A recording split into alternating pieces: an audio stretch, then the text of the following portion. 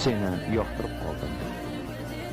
Yo'ling tushib bo'yovga kelsang, meni albatta qidirib top. Senga achinama. Ket bu yerdan. Dada, Voy, qo'ling qizlarga o'xshar ekan.